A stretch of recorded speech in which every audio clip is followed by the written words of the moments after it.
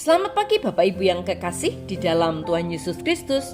Pagi hari ini saya Eko Wahyu Suryaningsih kembali menyapa dengan kebenaran firman Tuhan yang terdapat dalam 1 Yohanes 4 ayat 18. 1 Yohanes 4 ayat 18. Di dalam kasih tidak ada ketakutan.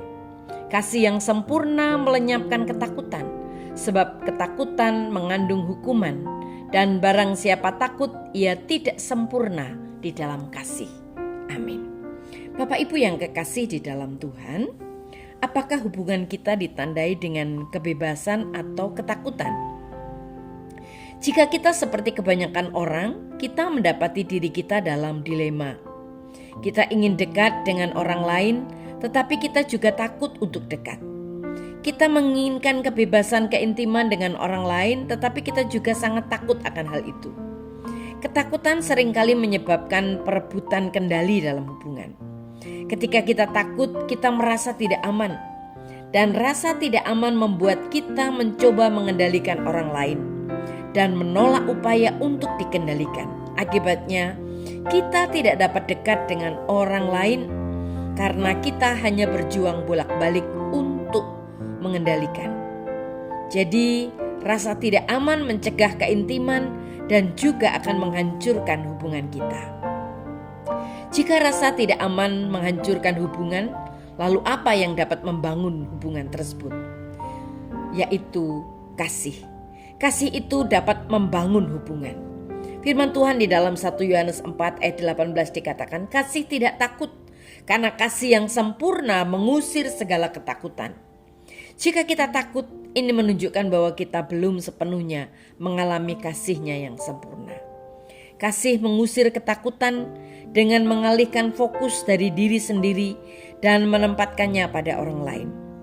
Orang sering bertanya kepada kita, apakah kita pernah merasa gugup ketika berbicara dengan banyak orang? Saya seringkali ditanyakan tentang hal itu. Dan jawabannya adalah, tentu saja saya pernah mengalami kondisi seperti itu. Tetapi inilah yang membuat perbedaan. Saya mengalihkan fokus dari diri saya sendiri dan berfokus pada orang-orang di depan saya. Jika saya berdiri di sana memikirkan apa yang mereka pikirkan tentang gaya rambut saya, tentang cara berbicara saya, cara pakaian saya, penampilan saya, dan seterusnya, saya akan merasa takut. Tetapi begitu saya mulai memikirkan betapa saya mengasihi orang-orang yang bersama-sama saya dan mendengarkan serta memperhatikan saya, maka rasa takut itu hilang. Hal yang sama berlaku dalam hubungan apapun. Berfokus pada orang lain memberi kita ketakutan untuk mengusir rasa takut dari hidup kita. Bagaimana kita menemukan kekuatan untuk fokus pada orang lain?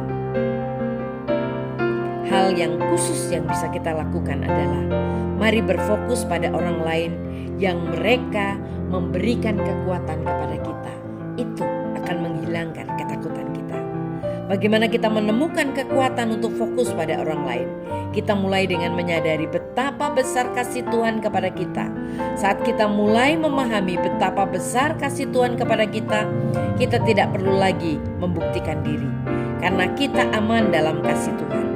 Kita tidak perlu menghabiskan hidup kita untuk mencoba membuat orang lain terkesan.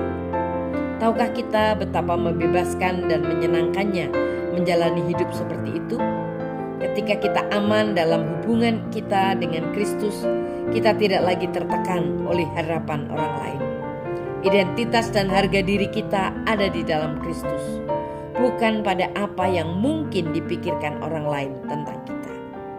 Kasih Tuhan membebaskan kita untuk dapat mengasihi orang lain tanpa rasa takut. Amin. Mari kita berdoa.